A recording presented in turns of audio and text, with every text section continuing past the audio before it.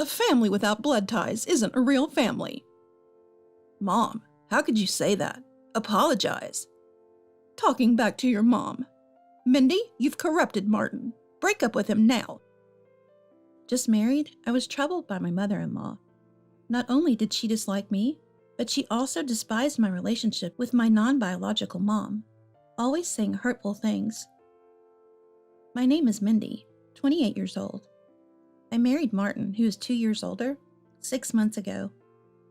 We lived separately from our in-laws and aimed to buy our own home, both of us working and sharing household chores. Martin is helpful around the house and very kind, even cooking when I'm busy with work. I felt happy with our peaceful life together. My family situation is a bit complex. I have no blood relation with my mom. In other words, she's my stepmother. My parents divorced when I was 6, and my biological mother left. I have no fond memories of my biological mother. All I remember is her flashy makeup and her figure leaving at night. On nights she was home, she would argue with Dad, angrily throwing and breaking things, and those hateful eyes when she looked at me. Those eyes are unforgettable. That was my memory of my biological mother. Dad was busy with work, but tried to spend time with me, with the help of his sister, my Aunt Serena. But the absence of my biological mother weighed heavily on my young mind, and I often had nightmares and cried at night. I felt lonely without a mother, but with the help of Dad, Serena, and a counselor, I gradually regained my brightness and made friends in elementary school. About 2 years later, Dad remarried. Florence, a modestly dressed woman of 35 like Dad at the time, had a smile that lit up the room. "Nice to meet you," she said with a smile that seemed to instantly brighten the room. I still remember that radiant smile vividly to this day. Dad and Florence met me through an acquaintance. Serena, worried about Dad taking care of me while dealing with his wife's betrayal, arranged a dinner party. Dad was initially reluctant but agreed to meet, out of gratitude and Serena's persistence. Florence was also hesitant about the sudden introduction, especially with a man who had a child. However, Florence and Dad felt an instant connection and were drawn to each other as they spent more time together. Considering Dad's remarriage, Florence's first marriage, and my trauma from my biological mother, they took their time before deciding to marry. Even though they took their time, I couldn't immediately accept Florence as a mom, and there were months of confusion. But there were no worries like you see on TV about stepmothers mistreating stepchildren. Surprisingly, Florence fit right in with Dad's relatives, and Dad smiled more often. The meals were always delicious and warm. Above all, she was kind to me. Gradually, my heart warmed up, and at some point, I can't quite recall, I naturally started calling her Mom. Though occasionally people would look at us differently, knowing she was my stepmother, Mom's cheerful and vibrant personality, along with her active participation in school and community events, eventually silenced any whispers. Our family was truly happy. I then graduated high school, went to college, and successfully landed a job. In my 4th year of working, I met my future husband, Martin. A year ago, after dating for about 4 years, Martin proposed to me. I had told Martin about Mom and my biological mother when we started considering marriage. So when he seriously considered marrying me, I was overjoyed and accepted without hesitation. When we went to a family meeting, my future father-in-law warmly welcomed me. However, my future mother-in-law was different. Upon hearing about my family background, she sighed deeply and said, "Your parents are divorced, huh? And remarried while you were still young?" "Hey, cut it out." Father-in-law tried to stop her, but mother-in-law continued. "I mean, growing up in such an environment. In our family line, divorced and remarried couples are..." I wanted to respond, but I was intimidated by mother-in-law's domineering tone and attitude. I could only hang my head in silence. Martin held my hand and said calmly, "Mom, don't be rude. I'm marrying Mindy." After a brief pause, mother-in-law coldly said, "Well, think it over," ending the conversation for the day. Martin, who had been bothered by mother-in-law's interference since childhood, said he had anticipated her attitude when introducing me. "I will bring my son's marriage partner," mother-in-law had declared. Ignoring mother-in-law's bluster, Martin chose me. While I was worried about mother-in-law, I loved Martin, and hoping she would understand one day, I decided to get married. Mother-in-law seemed to assume that we would naturally live with them, and that I would become a homemaker, devoted to serving the in-laws, but Martin, fed up with mother-in-law's meddling, firmly refused. We rented a convenient place for commuting and both worked. Father-in-law didn't say anything about our decision. However, mother-in-law, apparently very displeased, would call my mobile phone, not my husband's, every 3 days. She'd call around noon, likely targeting my lunchtime. The calls would always start with, "It's only natural to live together, don't you even know that?" and progress to, "It's absurd for a daughter-in-law to work. Don't neglect your household duties. A daughter-in-law who doesn't respect her husband is a failure." And, "Become a homemaker quickly and think about having grandchildren." Without even acknowledging my responses, she just kept talking and abruptly hung up the phone. That had become the usual routine. She never forgot her catchphrase, "You've led my son astray." Lately, phone calls weren't enough, and she would visit our house without an appointment. On my days off during the week, she'd wake me up early with the doorbell, and in addition to her usual nagging, she would check every corner of our house and complain about the housework. Since childhood, I have been unable to express my emotions well, and tend to shrink and become frightened in front of assertive people, becoming quieter the more I am spoken to. I knew that this would only further irritate and embolden the other party, but I felt helpless to change it. If it was just complaints or sarcastic comments about household chores or being a daughter-in-law, I could somehow tune them out. However, mother-in-law would occasionally make remarks touching upon my own mom. One day, while watching a diaper commercial on TV that showed a baby being held by its mother, my mother-in-law would say things like, "Blood ties are really important, aren't they?" Or, "If you haven't given birth to a child yourself, you can't really feel love for it," in a tone that was different from her usual sarcasm. "That's not true. There's nothing to be ashamed of in my family. What does blood relation even mean? Please stop making such assumptions."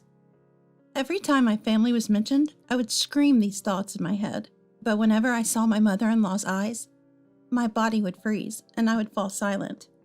Gradually, my mother-in-law started making sarcastic remarks even in front of Martin. Each time, Martin would firmly respond to his mother, but the more he defended me, the more his mother escalated. I didn't want to cause trouble for Martin, who was desperately trying to protect me. I didn't want to lose such a kind person. Even though she was tough on me, she's the only mom Martin has, so I shouldn't let our relationship get strained because of me. All I have to do is endure it. That's what I kept telling myself. At times like that, I desperately wanted to hear my mom's voice and would reach for my phone, but remembering the smiles of my parents, who truly blessed my marriage, I couldn't bring myself to press the call button. While being troubled by such issues with my mother-in-law, one evening, half a year into my marriage, I got a call from Dad. He informed me that Mom was in critical condition due to an accident. He said he would explain more when I arrived, but I panicked and rushed to the hospital after quickly explaining the situation to my office. The hospital near my parents' home was about 2 hours away, and I was worried sick the entire time. I hadn't seen my parents since the wedding. I had been preoccupied with my job, my life with Martin, and the harassment from my mother-in-law, except for when I was in the train or taxi. I ran without caring about my surroundings, but I didn't make it in time. My dad must have rushed from his workplace too. His suit was wrinkled, and Serena was wearing sandals, the kind she wore when going to the nearby supermarket. It seemed that my mom had fallen down the stairs at a local shopping mall while trying to help a little girl who was about to fall. The girl was safe thanks to my mom holding her tightly. My mom was still breathing, but had passed away shortly before I arrived. Although my mom had broken several bones, her face remained untouched. After a while, Martin arrived to support me, gently holding my shoulder. The hospital was bustling with police, the girl who was saved, and her parents, but I just watched them as if it was happening to someone else. Returning to the hospital room and holding my mom's hand, I remembered my mom, who used to say, "Make sure you don't accidentally eat my arm," while holding a boneless ham and laughing heartily. It was unbelievable. She's just sleeping. She'll surely wake up tomorrow. But my mom didn't wake up. Mom. Mom.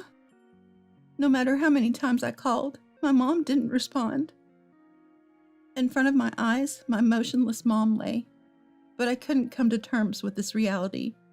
Due to the funeral and matters related to the accident, I decided to use my accumulated paid leave and stay at my childhood home. I was worried about Dad, so when I told Martin about it, he understood and agreed it was necessary. However, Mother-in-law didn't feel the same way. While at my parents' house, she called just once. "Let me know the date and time of the funeral. I can't make plans otherwise." She spoke in a detached tone. Her words weighed heavily on me. Still unable to accept Mom's death, and unable to converse, I simply said, "I'll let Martin know." "Oh, okay." And with that, the call ended. With Grandma and Serena's help, we were busy preparing for the funeral. We decided to have a small family funeral. But on the night of the wake, many neighbors who had heard of Mom's passing came to pay their respects. They likely worried for Dad and me, bringing us food and sweets. The girl Mom had saved and her parents also came. Her parents bowed their heads to us repeatedly. The girl was crying so hard she could hardly speak, repeating, "I'm sorry, I'm sorry." Her cries echoed through the room, and all the neighbors, who were trying to be cheerful and considerate, began to cry too. While I still couldn't accept Mom's untimely death, seeing the girl, I couldn't find it in me to blame her. Rather, I quietly thought it was good she was safe. After the neighbors left, the living room fell silent. I sat blankly beside my sleeping Mom, when Serena sat next to me, took my hand, and began to speak. "Florence couldn't have children." Caught off guard, I turned to Serena. She continued, "It seems it was due to her constitution. She was once left by her fiancé because of it, and had given up on marriage. She laughed it off, saying she loved her job, but I think it was hard for her. She was always saying how happy she was to have you as a daughter. When you first called her Mom, she called me, crying tears of joy." Serena said this with a smile, but tears welled in her eyes. "Mom." I buried my face in Serena's chest and cried out loud.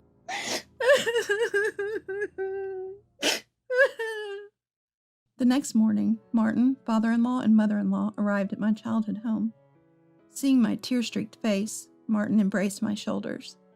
In front of father-in-law and Martin, mother-in-law, like father-in-law, offered condolences and words of comfort to Dad and me, though she seemed displeased.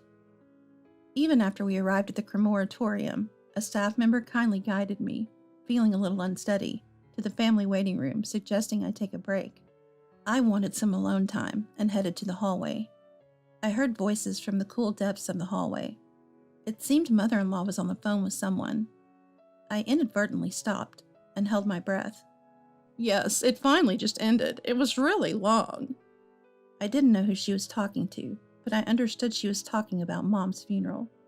"Attending the funeral at daughter-in-law's house is just tiresome, and it's far, too. Maybe we should take advantage of this and go to a hot spring on the way back." In a flirty tone I had never heard before, mother-in-law continues talking, oblivious to my presence. Mother-in-law keeps going. "Finally, the nuisance is gone, so Martin will probably come back. Well, I don't need a stupid daughter-in-law raised by a stepmother, but I want to be freed from chores and taking care of Stanley, too. Just think of it as hiring a useless housekeeper." Mother-in-law, not realizing that I'm listening, continues to talk cheerfully. "Oh, the stepmother's insurance money will come in, right? That'll make things easier. Even the foolish mother-daughter duo can be of some use." Then she let out, "So boring. They should just hurry up and burn it." And laughed. At that moment, something snapped inside me. I approached mother-in-law and stood behind her. Mother-in-law was surprised and flustered, but I grabbed her cell phone and dragged her to the lobby.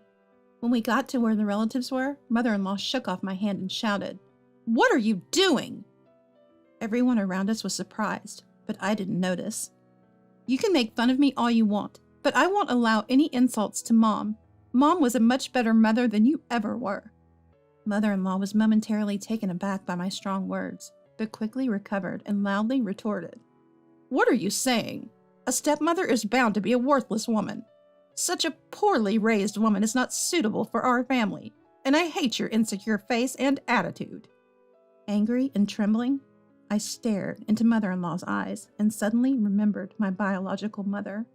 The reason I continued to fear mother-in-law was because her disdainful eyes were just like my biological mother's. My trauma resurfaced for a moment, but my hatred towards mother-in-law and anger at her abusive words were stronger, and I couldn't hold back. "Rosalie, what did you just say? You said to hurry up and burn it, right?" With tears streaming down my face, I stared intently into mother-in-law's eyes. Mother-in-law, mocking me, said, "I said it, so what? Stop crying over a stepmother and just hurry up and burn it." And laughed derisively. At those words, my anger peaked, and before I knew it, I had grabbed mother-in-law's chest and slapped her hard. Mom was always kind. When I came home from school, she would greet me with a smile saying, "Welcome back." She helped me with my homework. If I was watching TV instead of doing my homework, she would turn off the TV, take out my homework from my school bag, and sit right next to me. Sometimes it felt annoying, but when I solved a difficult math problem, she would gently pat my head. When I was crying, she would stop her chores, take me on her lap, and hug me gently. Sometimes she scolded me, and we had many fights during my adolescence. I could always be honest with Mom. When I got married, she was the happiest and cried more than Dad. She never spoke ill of others or complained. The neighbors were kind to us because of Mom's personality and efforts. I was able to become independent as a working adult, and Dad could smile and stay healthy because Mom was there. I will never allow anyone to insult such a wonderful mom. As mother-in-law dramatically collapsed, and I was about to grab her again, Dad restrained me from behind, and I came back to my senses as if waking up. Mother-in-law rushed to father-in-law crying, "Mindy hit me, help!" She clung to father-in-law. However, father-in-law calmly forced mother-in-law to her knees, knelt beside her, and pressed her head to the floor in a gesture of apology. "Mindy, Stephen, and all our family members, I apologize for my wife's disrespectful behavior."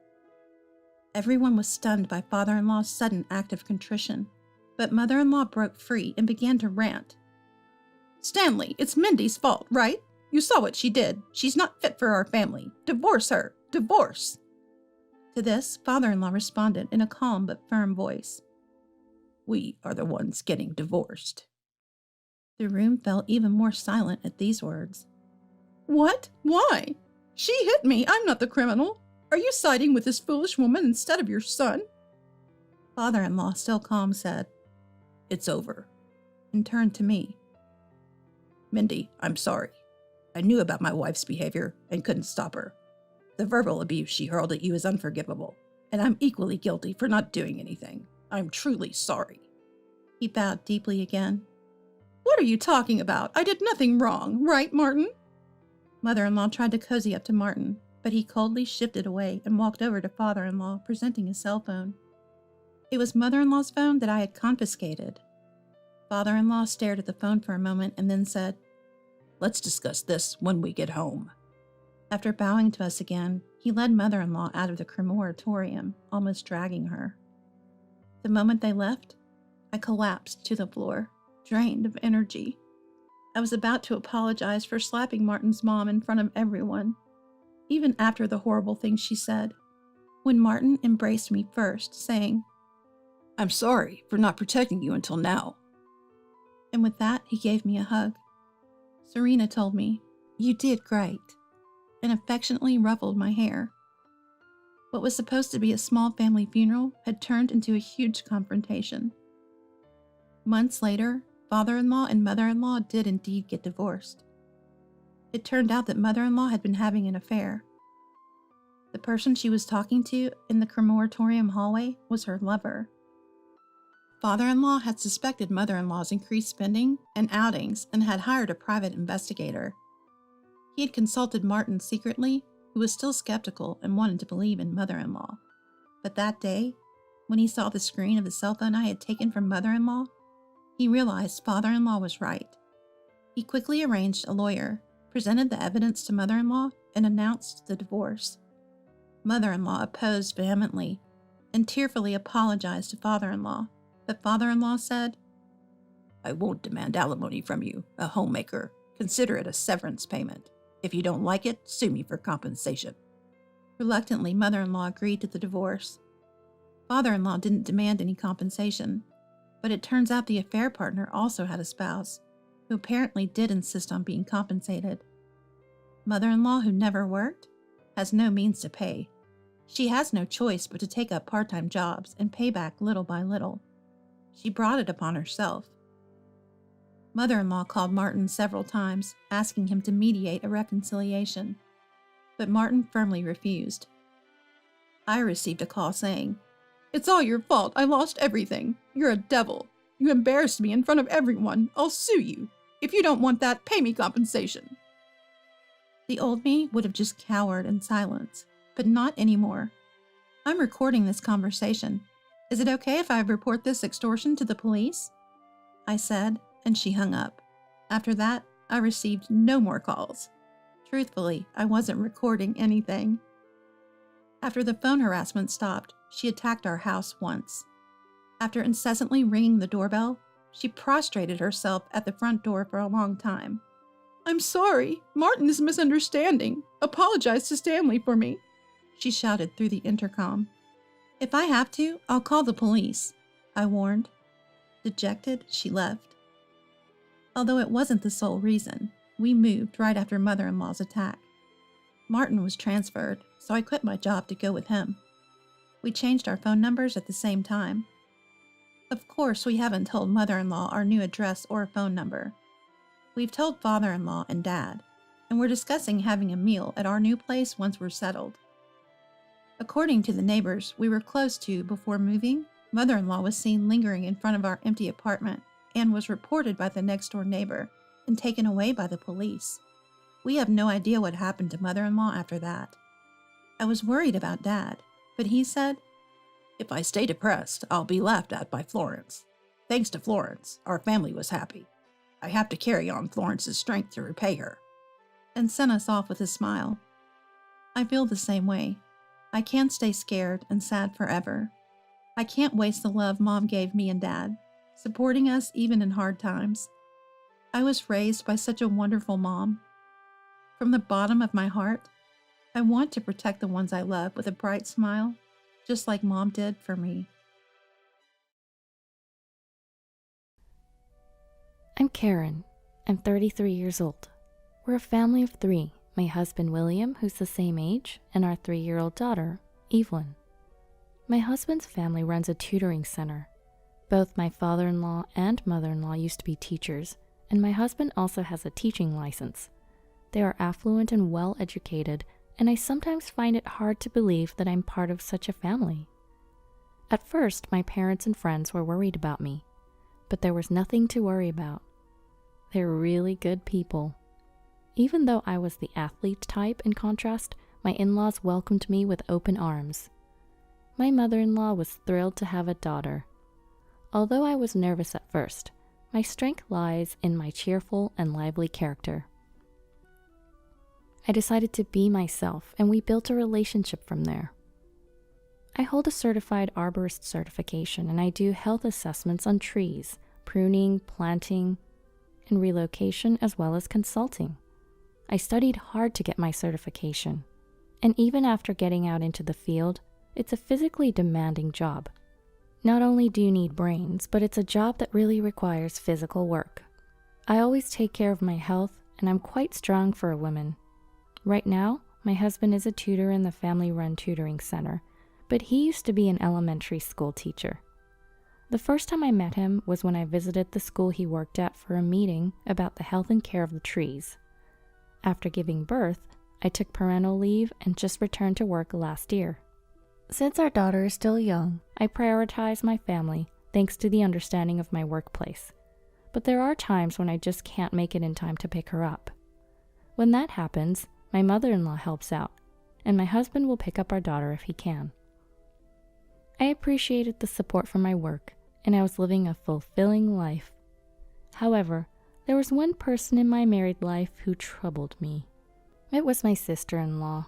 She's the wife of my husband's brother. My husband has 2 brothers, and my husband is the second oldest. The youngest son is still single. The eldest son, Richard's wife, is Sarah, and she's the source of my problems. She's basically a housewife, but she also helps with the accounting and administrative work of the tutoring center. They have a 5-year-old boy, and they seem to be planning to have him take an entrance exam for a private elementary school. From the first time I met Sarah at the in-laws' house, I knew she was a different kind of person. She was petite, always well-dressed, and her hair was neat, and I thought she was wonderful when I saw her smiling. But she had 2 faces. It was when we were in the kitchen helping my mother-in-law, and she left for a moment. "Hey, can't you do something about your appearance?" "Huh?" Sarah, who had been smiling, had a voice that was so different. I thought she was a different person. "You're always wearing clothes that look worn out and dirty. Don't you realize you're the only one who sticks out here?" I'm embarrassed. Well, I find these clothes easy to move in, and I have to chase after my daughter all the time because she's still little." "I have a child too, you know." Sarah sighed dramatically and seemed to have more to say, but she returned to her usual demeanor when she saw my mother-in-law returning. "Oh, what were you 2 talking about?" "Oh, we were just talking about child-rearing." It's amazing how she can change her voice in an instant. I wonder if she has a sensor that automatically switches when my mother-in-law comes. My mother-in-law looked at me as if to say, "Is that so?" "Yes, we were talking about our kids." Upon hearing this, Sarah seemed satisfied. I'm not afraid of skinny Sarah, but it's not like I can't shrug off this level of sarcasm, and I didn't want to worry my mother-in-law unnecessarily. I've got a few friends dealing with issues with their mother-in-laws and sister-in-laws. It's not unusual, after all, to hear about stress due to the mother-in-law factor. Given this context, my mother-in-law is like a saint, always rooting and supporting my career. I thought I could deflect my sister-in-law's snide comments easily. However, every time we crossed paths, she would continue to demean me. Once, while on a work errand, I bumped into my sister-in-law, Sarah, who was chatting with a couple of her mom friends. We locked eyes, and not wanting to be rude, I greeted her. "Hello, Sarah." "Oh, hi there." I was in a rush and moved on after the brief exchange, but later that night she called my home. "What on earth do you think you're doing?" She snapped at me, her tone extremely aggressive from the get-go. "Huh? What do you mean?" "Earlier today, don't you dare approach me in public dressed like that. What's with your work outfit? I can't believe you would walk around outside looking like that. Did you see us? It's only proper to look presentable, even if you have nothing special going on. We're all mom friends who are preparing our kids for private school entrance exams. We live in a different world from you." Oh, I was so embarrassed. She launched into a tirade without pause. "Well, I was working, so I was indeed in my work clothes," I replied. "I don't care about that. Just don't approach me anymore when we meet outside, okay? It's embarrassing." "But isn't that even stranger? We're family after all." "That's what I've been trying to tell you, haven't I? You're just not fitting for the family. Just so you know, I've never considered you a sister-in-law." She hung up abruptly, leaving me stunned. She really went out of her way to call and vent her feelings. Although she consistently complained about me at family gatherings, what's worse is that she only reveals her true colors when we're alone. She prides herself on being a fashionable, high-class woman from a wealthy family. It's fine if she enjoys that. What I don't understand is her constant need to attack me, simply because I don't align with her preferences. Yes, she always dresses elegantly in sports accessories, but why does she need so many? I wonder if her quiet husband, my brother-in-law, lets her shop as much as she wants. He probably doesn't even know about this side of her. It's just who she is. I've kept silent about this to my brother-in-law and mother-in-law, but I did let my husband in on it, as it was becoming a source of stress. Huh? She doesn't seem like that. He initially shrugged it off. A few days later, my mother-in-law called me. There was a family dinner coming up over the weekend, and she wanted to let me know the time and place. We each live about 30 minutes away by car. Normally, she doesn't interfere with her son's household. However, she insists on gathering the entire family for my father-in-law's birthday, Thanksgiving, and Christmas. This time, it was because my father-in-law's birthday was approaching.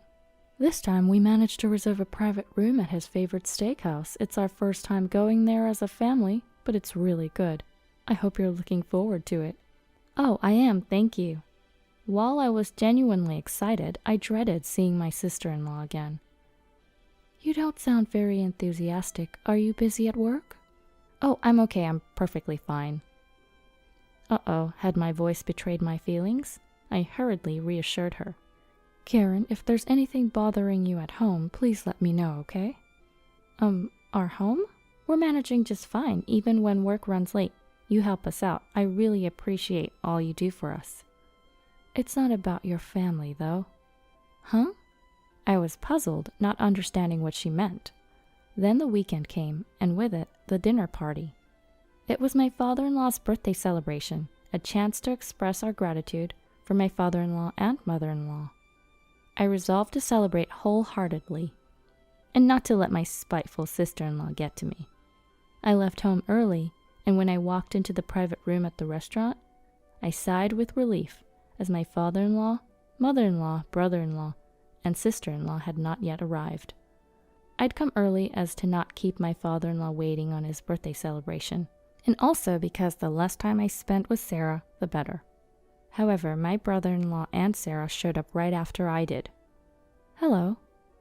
Hi, Karen. Richard, it's nice to see you. After we exchanged greetings, my husband and brother-in-law started talking. Sarah, on the other hand, swiftly came over to me and looked me up and down before sighing. What are you wearing? For such an upscale restaurant, you could at least dress a bit nicer. How many times do I have to tell you? The demeaning comments started as usual, only in a lower tone. Is this really the time or place for that? I clenched my teeth and forced a smile. I chose this dress thinking about the occasion. Is it inappropriate? I mean, it's not from a high-end brand or anything. It's quite surprising you could show up in such a cheap outfit. You, despite being a woman, have such broad shoulders that the dress doesn't suit you. And your accessories? Just a wedding ring? You never wear nail polish either, and your hands look rough. I can't wear nail polish for my job. Isn't it inconvenient to do household chores with such long nails, Sarah? My job involves working with wood and soil in addition to household chores, so my hands tend to get rough. Not being able to wear nail polish was not something I was concerned about. Compared to the average woman, my masculinity is a testament to my hard work as a gardener.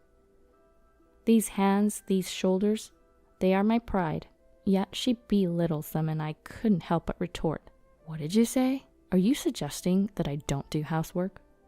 Perhaps my rebuttal did sit well with her. Sarah's voice grew louder. I really can't stand you. I've been trying to help you out of kindness, but you never listen, and now you're resisting? It's unbearable to be lumped in with a rough woman like you. I messed up. My sister-in-law seemed to be losing sight of her surroundings in her anger. This is my father-in-law's celebration today. Please don't bother me.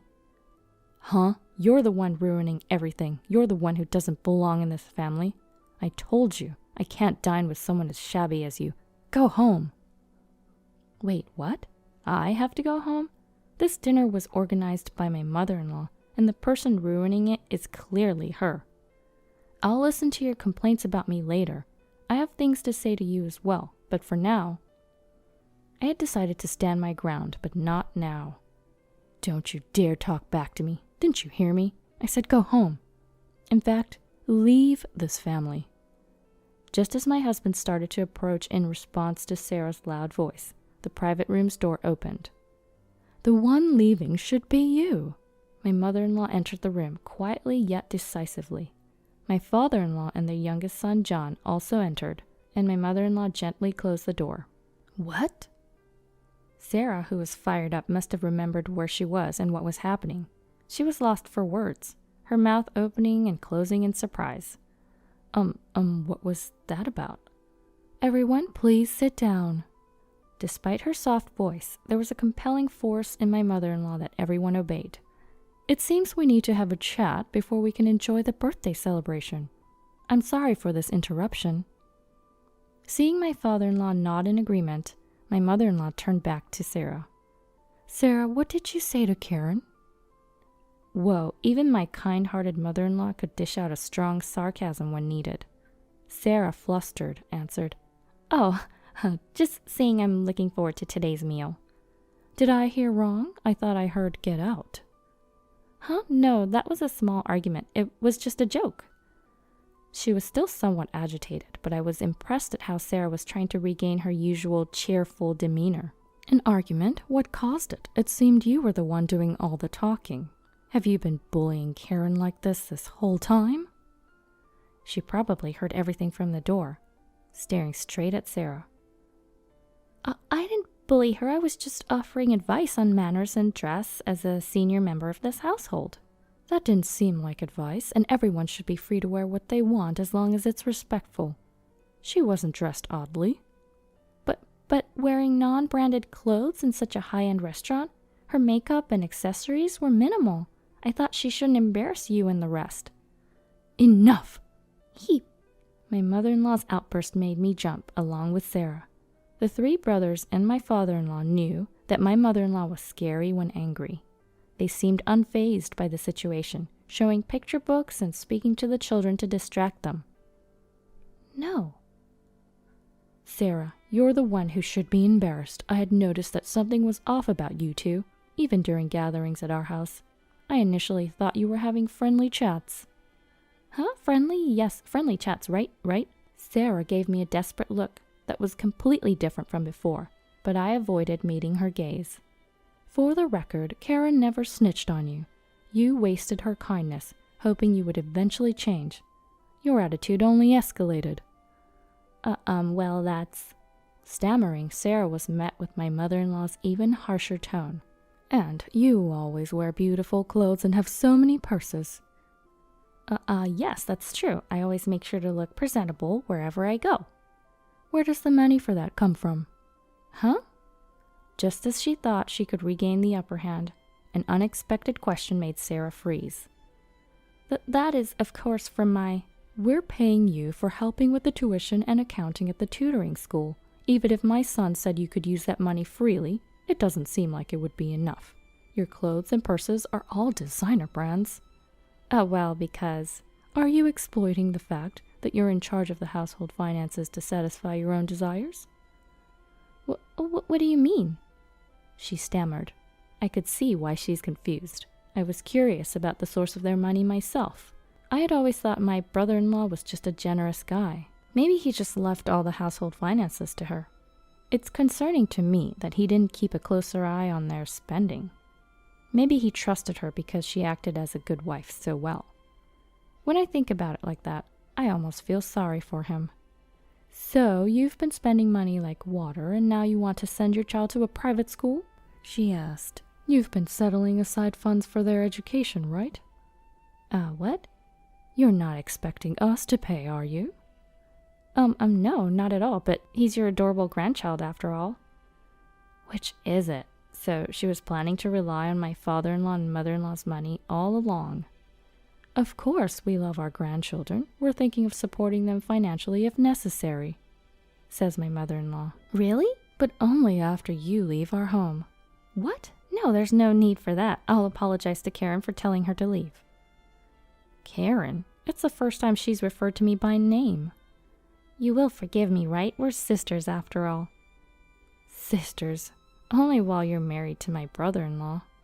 My mother-in-law looks at me as if to sign that I should continue. Even if it's official, I don't want to become family. I don't think of you as a sister. Caught off guard, Sarah let out a weird noise. And that's not all. You've also been dipping into the money from the tutoring school. Sarah was speechless, her eyes wide in shock. Is that true? I was genuinely surprised by my mother-in-law's words.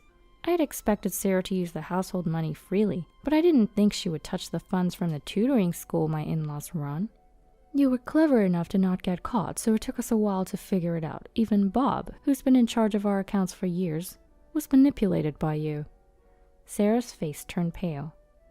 You were buying gifts like gift baskets for the suppliers of our teaching materials, expressing gratitude to teachers, holding seminars, all this shopping under your charge. The amount on the receipts gradually increased. You made excuses that you were asked to give birthday presents, or that the requests came from me or my son. No, that's not. What are you talking about? You bought things other than gift baskets, labeling them as presents. This has never happened before. But it's our son's wife. Bob trusted you. He was told you took part-time lecturers to lunch, but in reality, you were dining and drinking tea with your mom friends. The suspicious receipts gradually increased, and Bob finally came to us. Even before that, my son had started investigating after noticing something strange. What? You betrayed the trust of all those who wanted to believe in you. It seems that dressing up is more important to you than anything else. It's not me, I didn't. Sarah looked at my brother-in-law as if begging for help, with a voice that's almost a whisper. But he just stared back coldly without saying a word. And if all this is true, I can't blame him. Karen is the opposite. Sure, she's not really into fashion, but she always puts herself second and values her family and her job. You seem to not care to know about her work, but being a certified arborist is an impressive qualification. I bet she studied hard for it. Oh. As Sarah was left speechless and utterly defeated, my mother-in-law suddenly started talking about me. Unconsciously, I felt a warmth welling up in my eyes. I respect her, thinking that if she wanted to continue her work, we should support her. Have you ever seen her working lively, not caring if her clothes get dirty or her hands are covered in soil? And you make fun of her? I was teary-eyed and silent, and Sarah was unable to make any excuses or act anymore. She just hung her head low. Our tutoring school may not match the major corporations, but we value our teachers and students and have earned their trust. We've grown little by little by addressing each student's individual issues and those of their families. What's important is people and hearts. You are the one that doesn't belong here. You are the one who should leave. My mother-in-law, who had declared it so clearly, was truly awesome. After that, Sarah, who had been pretending to be a perfect, elegant wife, was forced to leave her wealthy family. My brother-in-law attempted to have a discussion, but Sarah, who refused to acknowledge her faults and was very angry, was served with divorce papers. Now that the embezzlement has been revealed, she won't be able to get any compensation, and she has nothing left. My brother-in-law will keep the custody of their son, and with the help of my father-in-law and mother-in-law, he will maintain their normal life. Sarah, who always put herself first, would take her anger out on her son when things didn't go her way. But the young boy nodded firmly at his father and grandparents' words of, "It'll be okay." The desire to send him to a private elementary school was Sarah's wish, but he apparently disliked being forced to study. These days, he's freely playing with our daughter. Of course, my husband and I intend to help in any way we can. On a leisurely day spent together at my in-laws' house, my mother-in-law approached me and said, "I'm really sorry for making you uncomfortable for so long. We should have noticed sooner." "No, not at all. I wasn't really bothered at first." "If you ever need anything in the future, don't hesitate to tell us." "Yes." As I said that, I remembered my mother-in-law's words. What's important is people and hearts. Maybe because I was staring at her, my mother-in-law looked at me with a puzzled expression. "Haha, it's nothing. I was just thinking how cool you are." "Well, thank you. But the cool one is you, being able to create such beautiful gardens. Maybe I should ask you to help with ours next time. I want to replant the flower bed." "Oh, absolutely. I would love to do it, even if it's not for work. Just let me know whenever." "You should charge her. Mom can be quite demanding." My husband chimed in with a playful comment, and we all laughed together. Value people, cherish hearts. I'll make sure to remember that. I hope to spend more time laughing with my precious family in the future. I didn't exactly see myself footing a bill of around 40,000, you know? Just because you have money doesn't mean you should always have to spend it. Well, I'm an elite. If it bothers you so much that I spend money, you're welcome to stop. Gladly. I'll stop, and I can even take this to court if we follow the proper procedures. I'm Angela, a 56-year-old woman. I lost my husband to an illness 10 years ago. Still, I've managed to raise my 2 children thanks to my job as a lawyer. My youngest son, Frank, works as a freelance writer.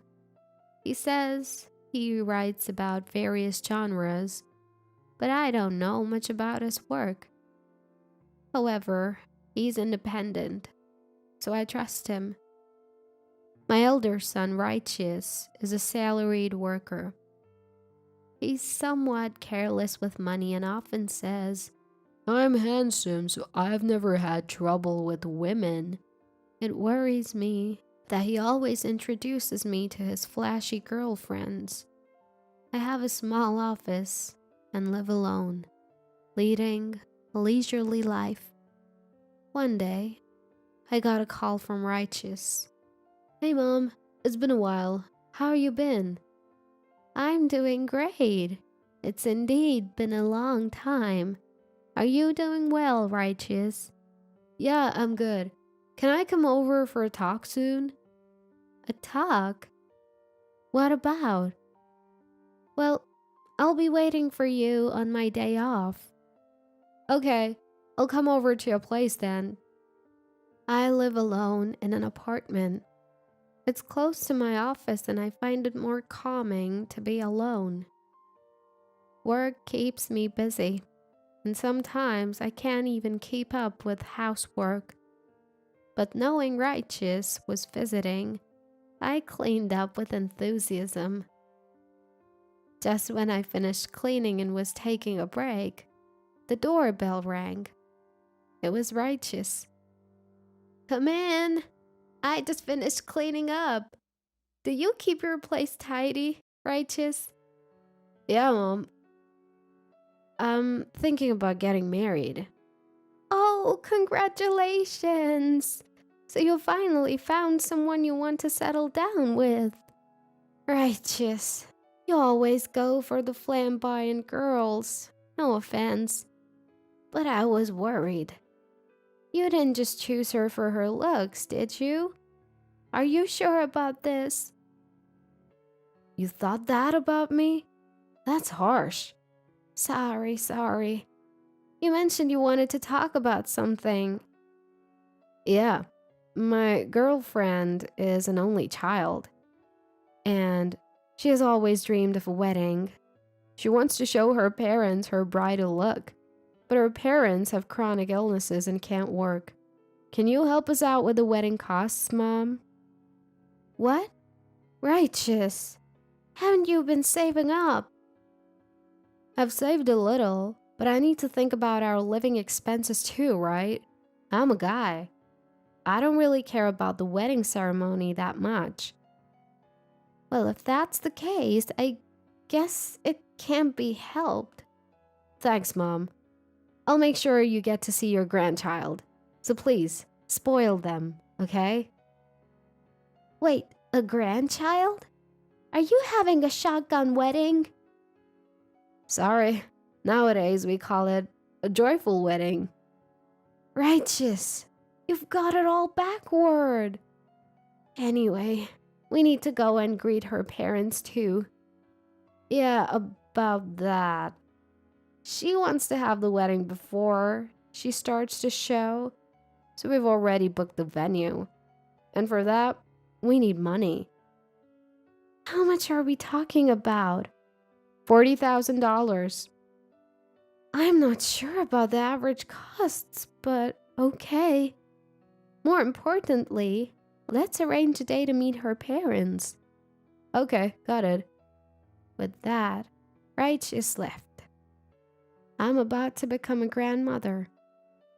Some of my friends are already grandmothers, and they tell me grandchildren are truly special. That's something I'm looking forward to a little. Am I already a doting grandma? The next day, I transferred the money to the wedding venue Righteous had told me about. A shotgun wedding might not be that unusual nowadays, but I can't help but worry about how it will be viewed by society. I spent the following days worrying. I wondered whether I, as the mother of the groom, should apologize, or perhaps I should meet her parents sooner rather than later. Then one day, the phone rang. It was my younger son, Frank. Mom, I heard Big Brother's getting married. Is that true? Yes, dear. We've even paid the venue deposit. Wait, the venue is already booked? Well, it's a shotgun wedding. Or do they call it a celebration marriage now? Call it whatever you want, but is Big Brother really ready for this? Ready for what? Well, he's always brought home flaky women. I told him the same thing, but apparently her parents have chronic illnesses and are unemployed, so Righteous asked me to provide the wedding funds. Isn't it strange that you're the only one footing the bill, even for a shotgun wedding? I guess that's why they call it a shotgun wedding. It makes the groom's family feel guilty. I think you're the one who feels that way these days, Mom. Frank said, laughing. But I did feel guilty. Am I the only one who feels this way? Well, I am a woman of the old era. After all, I laughed to myself, waiting for my older son to contact me. Then, finally, the phone rang. It was Righteous. I've been waiting for your call. When are we going to meet her parents? Sorry for the late response. She's been dealing with severe morning sickness. Really? Is she okay? Is she unable to eat, or does she keep eating? You surely know a lot about this, don't you, Mom? Well, of course. After all, I've raised both of you. I couldn't eat during my first pregnancy, and during the second one, I felt anxious unless I was constantly eating. I guess she's more of the can't eat type then. That must be hard. Is she getting enough nutrition? There's got to be something that she can eat. When I was pregnant, all I could keep down was canned oranges and then tomatoes. Now I can't stand either because I ate too much of them. So that's what it's like being pregnant, huh? It sounds tough. Sure is. That's why you need to take good care of her. Thanks, Mom. I'll get back to you once things have settled down. I forgot to tell him about the money I had spent on the wedding, but he seemed worried about his girlfriend's health, so I decided not to bring it up. It reminded me of the times when Righteous and Frank were little, and how I struggled to raise them. When they cried as infants, their cries were so powerful that I sometimes ended up crying myself. And when they started walking, I had to constantly keep an eye on them. Thankfully, my husband was a kind man who helped look after our sons. By the time he passed away, they were in high school and required less care. I remembered how gentle he was and wished he was still here.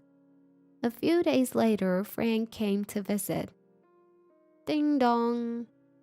Frank, what brings you here? It's unusual for you to visit. Well, there's something on my mind. What is it? You seem thinner. Are you eating enough? I'm fine, Mom. Work's just been busy. Uh, anyway, about Big Bro. Is he really getting married? Why do you ask? Well, last time you mentioned that because his girlfriend's been sick from morning sickness. You haven't met her parents yet, right? So, it's the kind of morning sickness where you can't eat. It's so tough, morning sickness. Mom, why are you so casual about this? Huh? I saw Big Bro with a woman who looked like his girlfriend in the middle of my job. They were holding shopping bags and seemed to be having fun. The bags were from expensive brands. She didn't look like a pregnant woman at all. Really? What does that mean? Mom, you said you transferred the money for the venue, right? Are they really planning to have a wedding? I am so shocked. I don't understand what's happening. I had forgotten to breathe. What could it be? What I'm saying is, didn't they say they were going to have a wedding? Have you transferred the money and then suddenly cancel, using the money to go shopping? No way. That can't be true. Then who did I see? Big Bro and his mistress? Was the person Frank saw really righteous? Wasn't it someone else?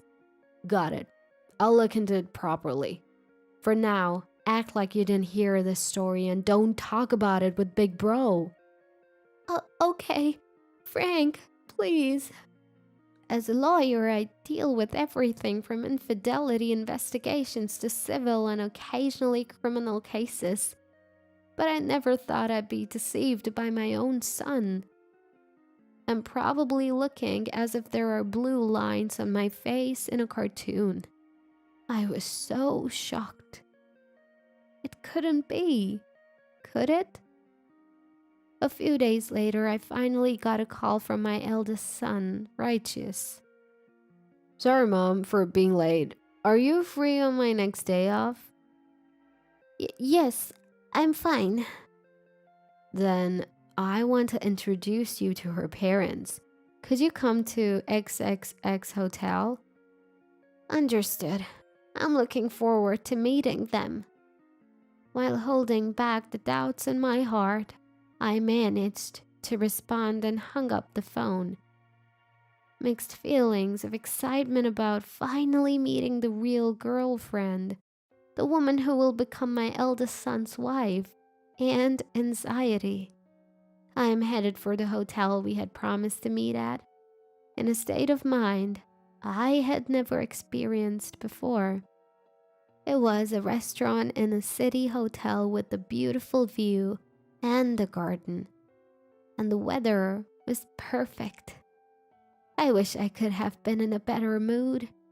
Such a wonderful place. When I arrived, Righteous, his girlfriend, and her parents were already seated. I apologize for making you wait. No, we arrived early, so please don't worry about it. Nice to meet you. I'm Daisy's mother. Nice to meet you. My name is Daisy. Nice to meet you. The pleasure is mine. Nice to meet you. Let's sit down, shall we? She was a beautiful woman. Just Righteous's type. And she was wearing a beautiful dress. I wondered if it was okay for a pregnant woman to wear high heels, but I hesitated to say it out loud as it might sound strange. I had heard that her parents had chronic illnesses and could not work, but they were dressed very nicely. Her mother was even carrying a designer bag. We are really happy that Daisy was chosen this time. I heard that Righteous is working at a prestigious company, and you're a lawyer. We're truly honored to be connected to your family. I think Daisy is too good for Righteous, but thank you. We exchanged typical greetings, and the meal proceeded in a relaxed atmosphere. So, Righteous, When is the wedding? I asked. About that. I was thinking we don't need to rush to have a wedding. Huh? But I already transferred $40,000 to the venue. More importantly, I found a suitable property for our new home. What do you think of this high-rise condominium? What do you mean besides? What about the high-rise condo? Suddenly, she showed me a brochure. We're thinking of having the wedding after we move and settle in our new home. So we need funds for the high-rise condominium, Mom.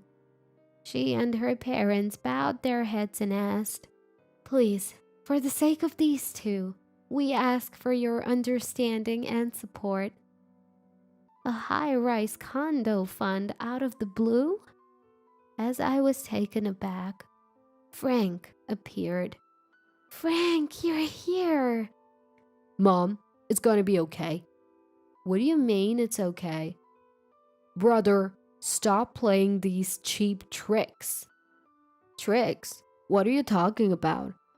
I did a little digging. The story about your parents being unemployed due to chronic illness? That's a lie, isn't it? What? They both work, don't they? Why is it that only my mom has to provide the wedding fund and transfer the money? Isn't that strange? Wait, isn't it normal for the groom's parents to provide the wedding fund? I've never heard of such a thing. And what's this about funds for a high-rise condo? Listen to this, he said, placing a voice recorder on the table. Recorded on it were voices of her father and Righteous. Frank had sneaked into this hotel a step ahead and recorded their conversation. Righteous, aren't you worried that your mother might find out that Daisy's pregnancy was a lie? No need to worry. My mother is the kind-hearted type who worries when told that Daisy has severe morning sickness. Did you also say you got a refund from the wedding venue after you suddenly canceled? Yes, with this money, and if we can ask my mother for the down payment on the high-rise condominium, we can live together. My mother has plenty of money, so there's no need to worry. That's a blessing indeed.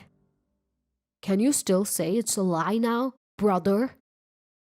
This is obviously a joke, right, father-in-law? For a moment, I felt dizzy, but Frank supported me. Her pregnancy was a lie. No wonder she was wearing such high heels. They had swindled the wedding funds, and now they want money for a high-rise condominium? What on earth is happening? I was often told that I'm too kind-hearted. Brother, how about you apologize to Mom? This is a clear case of fraud. What do you mean, fraud? You're gonna be a part of the family. It's not fraud. I don't need to hear this from a freelance writer like you. Unfortunately, while doing my writing job, I also attended school and passed the bar exam. I'm planning to help Mom in her office, so you don't have the right to talk back. When did you? I also heard about Frank passing the exam just the other day. I was very happy and felt reassured.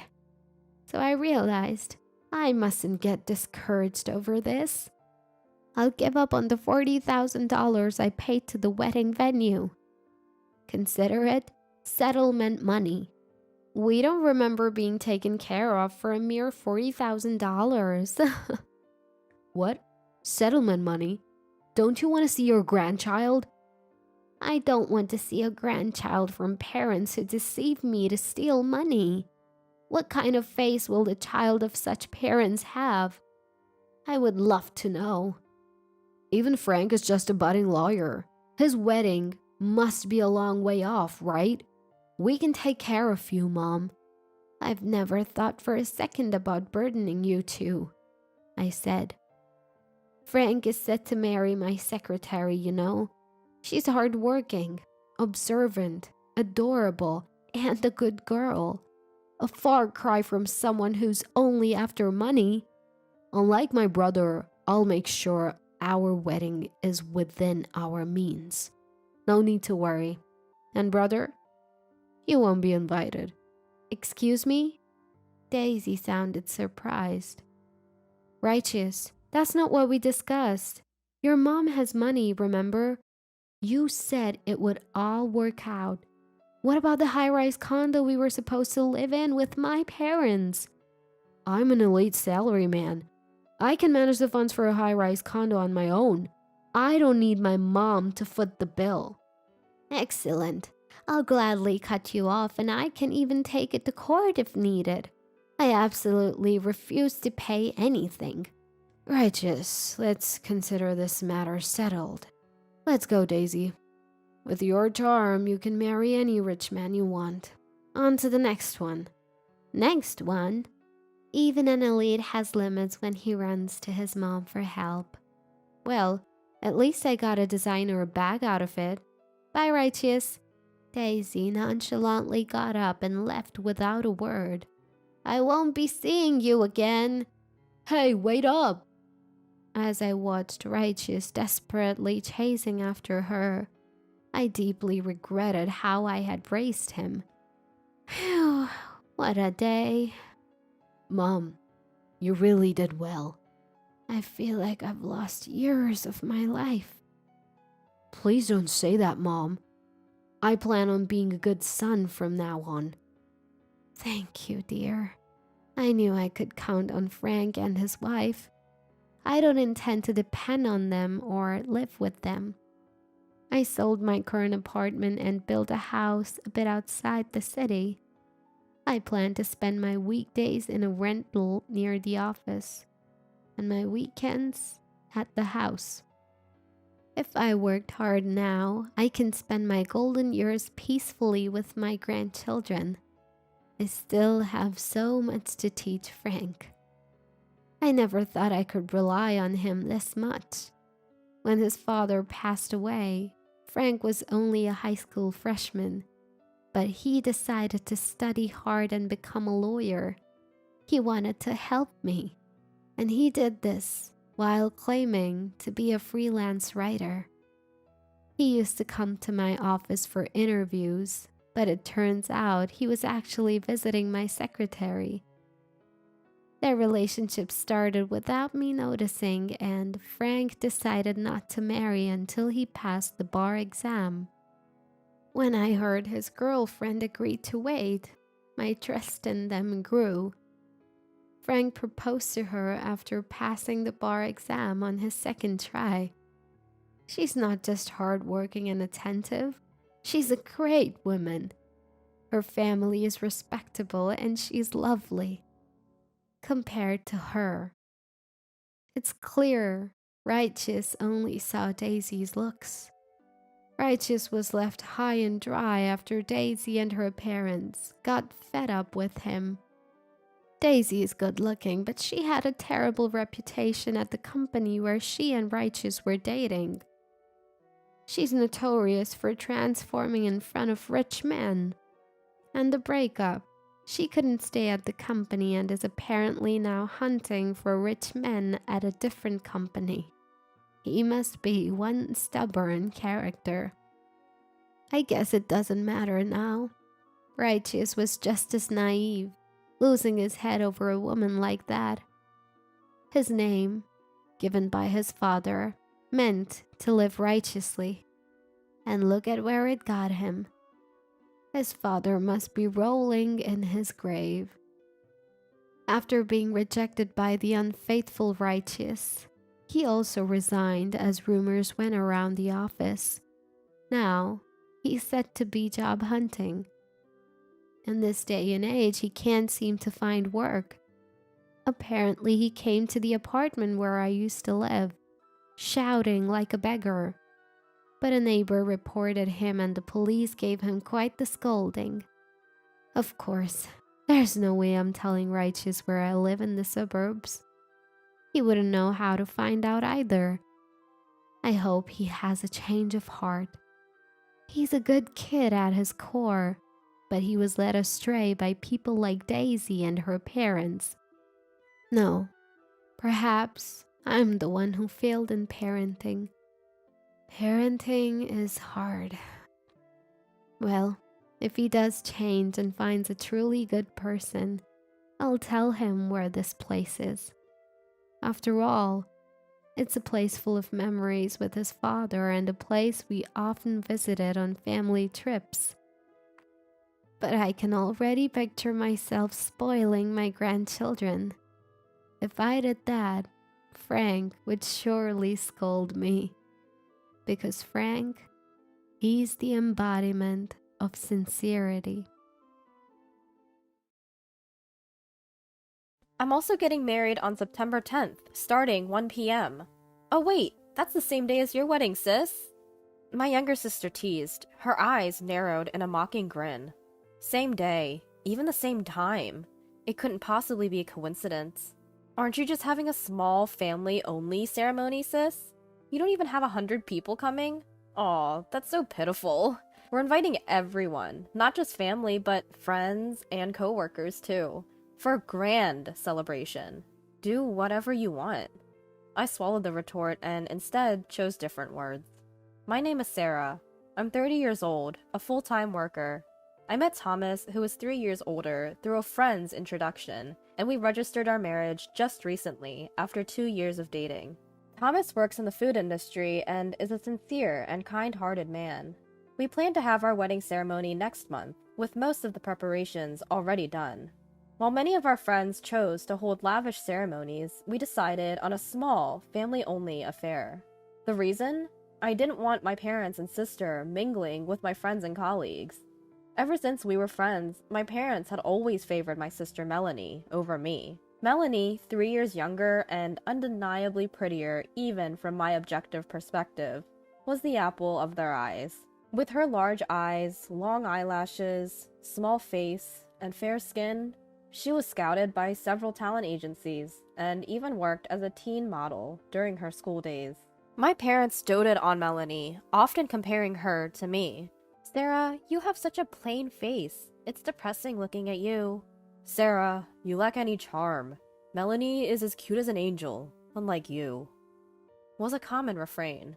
They would buy new clothes and toys for Melanie, providing her for every whim, but I was not allowed to learn any hobbies. Melanie was indulged with piano, ballet, swimming lessons, and more, but she was fickle and quickly lost interest. Despite this, our parents never admonished her.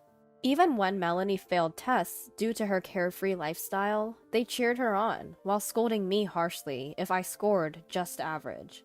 I would often think to myself, I wish you hadn't given birth to me either. Every time they said I should have never been born. I was not allowed to retort as my parents badmouthed me and pampered Melanie. Naturally, Melanie grew up spoiled and acting like a queen. She remained beautiful, but her character was horrible. We don't look alike at all, sis. Your plain face is so pathetic. She'd mock, constantly belittling me. I didn't want to introduce my parents and sister to Thomas or his family, but my in-laws were aware of the complex relationship and didn't insist. However, my parents demanded a meeting, and reluctantly we arranged for a joint family dinner. The day arrived amid my anxiety. My family, my parents and Melanie, and Thomas's parents attended the dinner. Worried about any blunder my family might commit, I could barely taste the delicious food. Despite the gathering being for my wedding, my parents showed no interest in Thomas. Even when we talked about how we met or our future life, they dismissed it with a mere, In contrast, they praised Melanie excessively when introducing her. Even when my in-laws tried to shift the conversation to me, my parents would deflect, saying, "Forget about her, let's talk about Melanie." Melanie chimed in, saying, "Mom, Dad, you two praising me too much." Well, there's nothing interesting to talk about, sis, anyway. As expected, but still distressing to see, my bizarre family dynamic played out in front of Thomas and my in-laws, causing their faces to stiffen. My family, having had their fill of food and talk of Melanie, left without even a congratulatory word for our wedding. I was stunned that they hadn't even congratulated me on my wedding, when Thomas gently put his arm around me. I heard some of it, but I never thought they would be this terrible. You've had it tough, Sarah. My in-laws then expressed their heartfelt gratitude.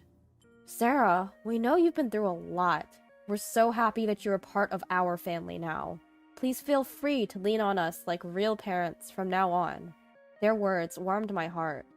I thanked them and finally voiced something that had been on my mind for a while. I'm thinking about having a small, intimate wedding because my parents and sister are, well, as you've seen, unpredictable. I'm a bit concerned about what might happen if we invite acquaintances or friends. Would it be okay if we keep it just to close family? I asked my in-laws. Thomas had already agreed to this. My in-laws responded affirmatively. Of course. I let out a sigh of relief.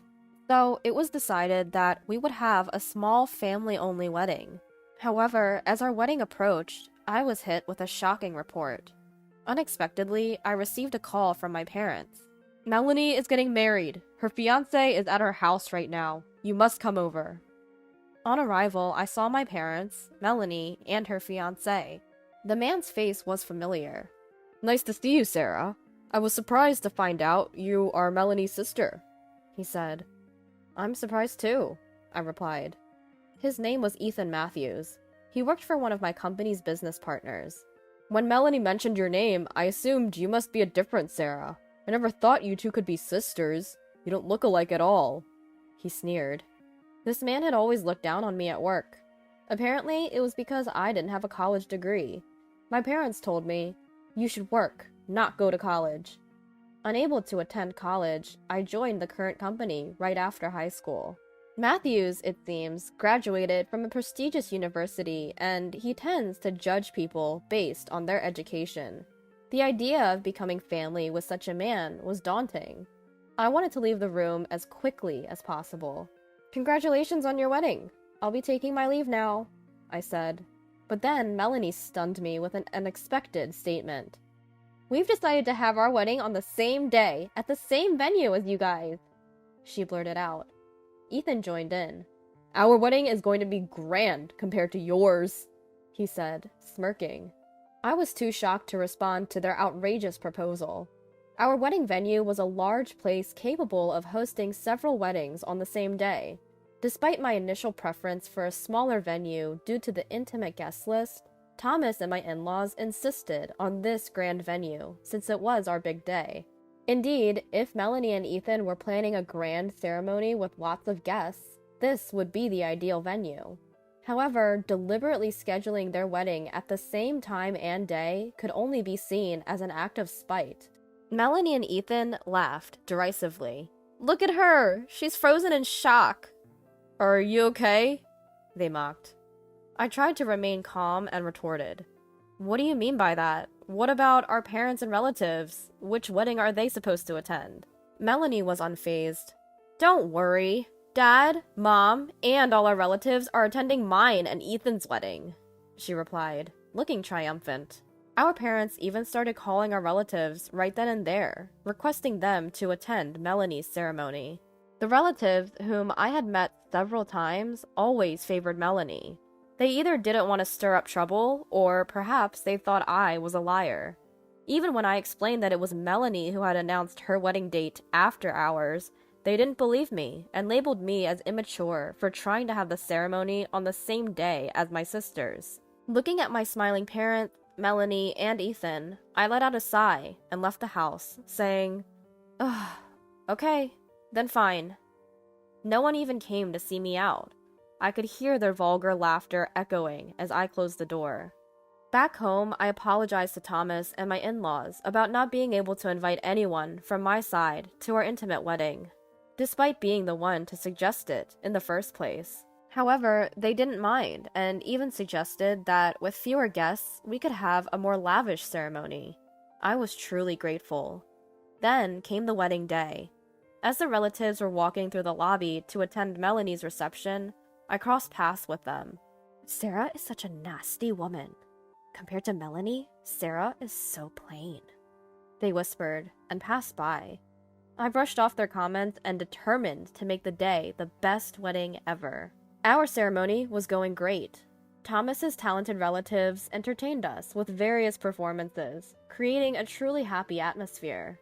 Suddenly, amidst the celebration, we heard a voice shouting, "What is this?" Melanie, Ethan, my parents, and Ethan's parents all stormed into our wedding. "Melanie, what's going on?" I asked her out of the blue. She burst out, "Everyone from Ethan's office is absent today. You must have done something." In reality, the reception hall for Melanie and Ethan's wedding was devoid of attendees from Ethan's workplace, leaving many empty seats. This caused my parents to angrily confront Ethan's parents with, "What a disgrace this is." Ethan's parents were furious, having been berated for something they knew nothing about, which set a bad mood. Melanie, in a panic, falsely told Ethan's parents that she and I had arranged our weddings to overlap on purpose, as we were not on good terms. Thus, she stormed into my wedding ceremony, suspecting I must have done something. "My wedding was a disaster, and yet Sarah's wedding is full of happiness. It's infuriating," Melanie spat out. "Melanie, calm down." I tried to reason with her. However, Melanie attempted to ruin the ceremony by shouting, "Attention, everyone!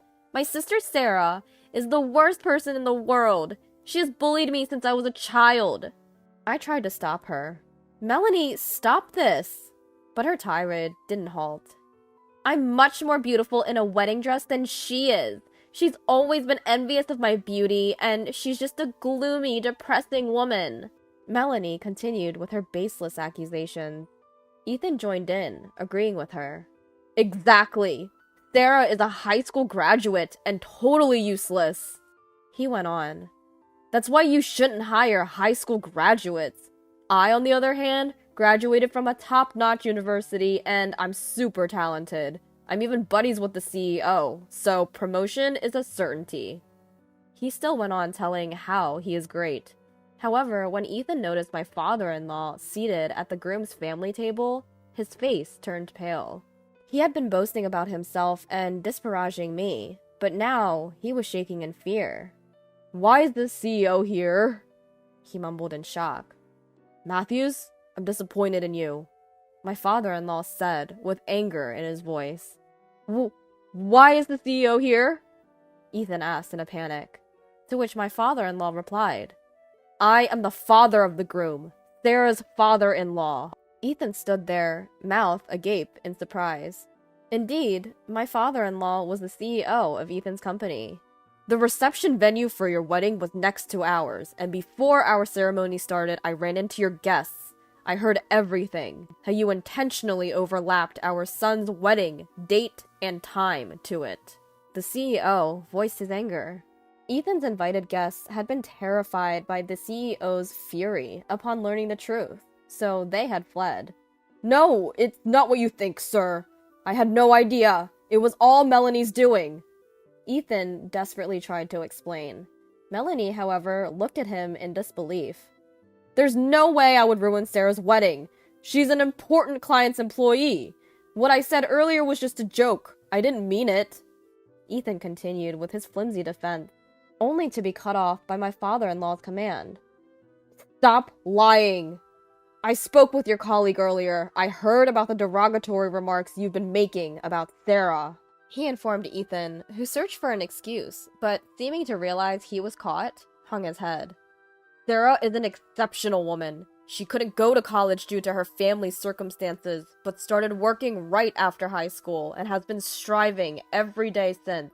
She's been living a straight and honest life, despite her tough home situation. She would never judge or belittle someone based on their education, like you do. She's a very kind and wise woman." My father-in-law praised me, making me tear up. Sir, I deeply apologize for," Ethan started to say, only for my father-in-law to cut him off. "You're apologizing to the wrong person. Apologize to Sarah. And don't you dare interfere with my son and his wife again. Understood?" Yes, sir." Ethan was shaking like a leaf. Turning to me, he tearfully apologized. I'm really sorry." "As I've had enough, please, just leave," I said. Melanie erupted. "What is this turn of events? Why is this happening? Ethan yelled at Melanie. Shut up! I regret ever marrying you. What did you just say? Melanie turned red with anger. The two were squabbling and having a huge fight when shortly the venue staff came over and ushered Ethan and Melanie out. Their parents and in-laws, who had been watching in disbelief, also quickly left the venue. We, who were left behind, blew away the stunned atmosphere and resumed the joyous reception, which turned out to be quite a blast. I thanked my father-in-law, saying, Father, I was truly happy about what you said earlier. Thank you. My father-in-law smiled warmly and said, I apologize for my subordinate's behavior. And again, thank you, Sarah, for marrying my son. Please, let me know if you're ever in trouble. Later, Ethan was apparently nervous about being disciplined for this incident, but since it wasn't a work-related incident, there were no demotions. However, Ethan, who had been acting submissive in front of my father-in-law because he wanted to advance his career, ruined everything when his true nature was exposed. He was no longer able to speak to my father-in-law about anything other than work, and he was demoted to being just another employee. Ethan, who had been pressuring his colleagues by bragging about being the boss's favorite, was isolated due to his true nature, and even his coworkers and subordinates avoided eye contact with him. At the end of the day, Ethan was probably just another employee for my father-in-law, considering that he didn't even know who his son was going to marry. The entire company learned about Ethan's misdeeds, and Ethan's comfort in the office diminished. He even started blaming Melanie for everything and became violent towards her. Ethan was sued by Melanie for domestic violence, and Melanie was sued by Ethan's parents for ruining the wedding. It was a messy divorce drama. Melanie, who was crying about Ethan being violent, and her parents sued Ethan. Ethan and his parents, on the other hand, claimed that Melanie and her parents had interfered with Ethan's work and ruined the wedding. Both parties are reportedly hiring lawyers and preparing to sue, but they are struggling because they each only want to hear what they want to hear and are ignoring any inconvenient truths. As the mudslinging continued, Melanie ran out of money due to wedding expenses and lawyer fees, and her life became difficult. After the divorce was finalized, she had to move back in with her parents, who had treated her like a princess until then, but now treated her terribly, calling her the shame of their family. Although I didn't want to know, Melanie frequently called or emailed me to explain how tough her situation was. Even if I completely ignored her, I was still accumulating hundreds of missed calls and unread emails. My sister's abusive calls and her begging emails for money were all blocked without response. And then I started getting calls and emails from my parents. They were all begging for money, and they weren't worth reading. Whether they had spent too much money trying to show off at my sister's wedding, or they thought I would agree with them if they asked nicely, I don't know. But the volume was increasing, and it was becoming a nuisance, so I blocked them as well. I was prepared for them to come to my house, but they didn't even have the money for transportation to come here. Ethan's parents, who should be practically strangers to me, for some reason were begging me to mediate with my father-in-law. Recently, they even tried to follow me home, so I reported them without hesitation. They ran away every time the police came, but they have been increasing their stakeouts recently. Thanks to the increased number of reports, the police have strengthened their patrols, so things have been peaceful for now. I am building a warm home with my kind mother-in-law and father-in-law, thinking that they are my real parents, not my biological ones.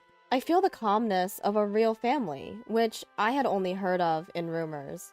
There's no such thing as daughter-in-law bullying here, and I'm feeling the reality that family can be such a warm thing.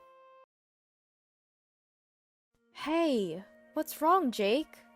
Mom, I might be done for. Our son Jake was hanging his head at the entrance as soon as he got home. My husband and I were shocked by the scene. We decided to take him to the living room and ask what was going on. He seemed to come alone today. I wondered where his wife Laura was. But the reason Laura was absent became clear when we heard his story. After a while, Jake regained his composure. My husband and I waited for Jake to speak. Sorry for coming home so suddenly. I just can't take it anymore. What happened? And Jake, have you lost some weight? Yeah. He was always thin, but now he looked sickly thin. It wasn't normal.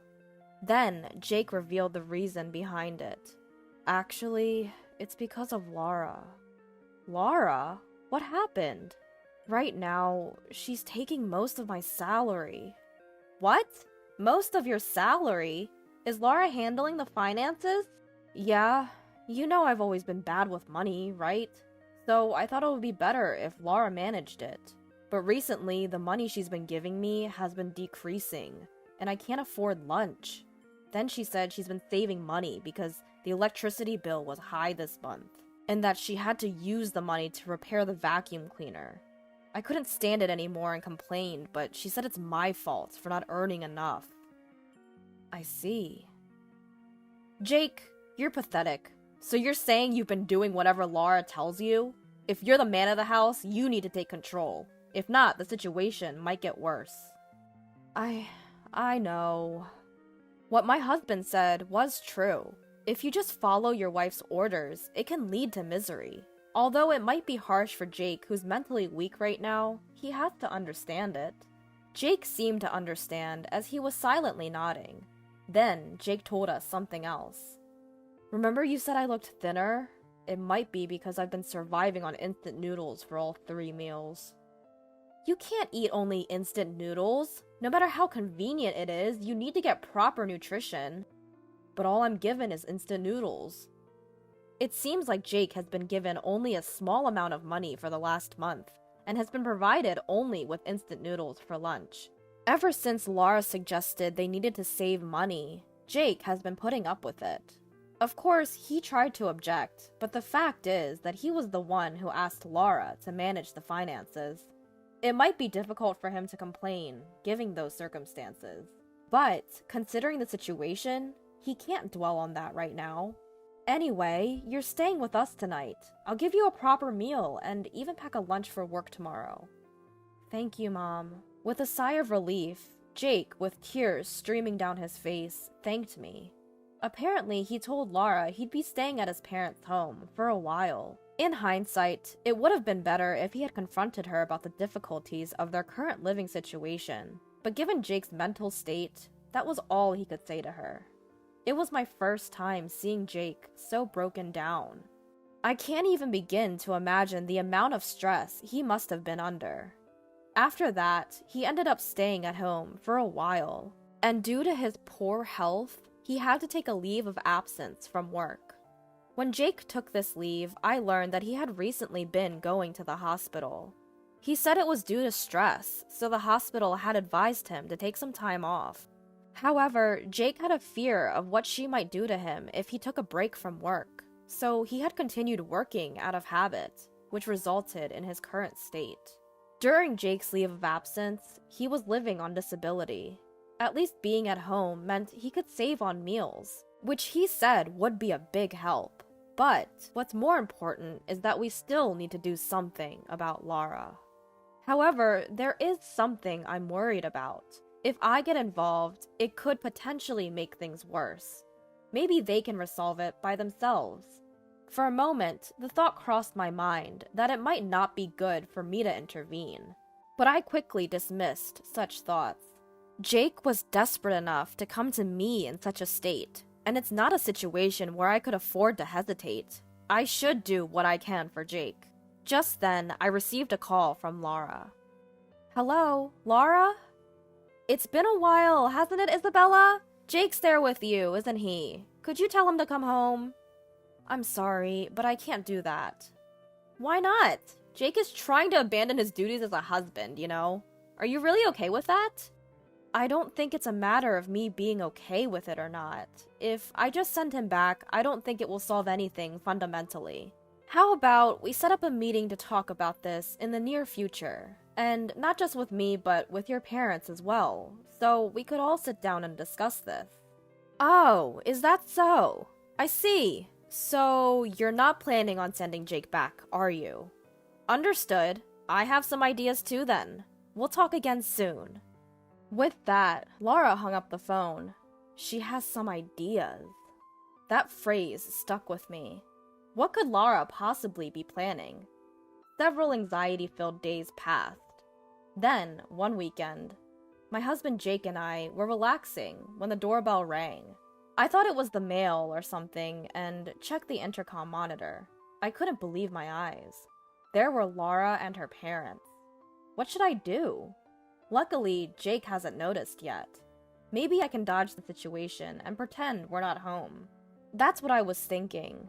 But then I heard, "What's wrong, Jake?" My husband called Jake, and when I looked over, Jake was shaking with his phone in his hand. I then looked at the phone Jake was holding, and there the screen displayed Laura with an incoming call. Jake seemed to be having a reflex of rejection. He couldn't answer the phone. So with Jake's permission, I answered the call. "Hello? Oh? Why are you answering the phone?" "Jake is not feeling well today, so I picked up the phone for him." "I see. In that case, I'm worried. So please, let us visit while we have our discussion. We're outside your house right now."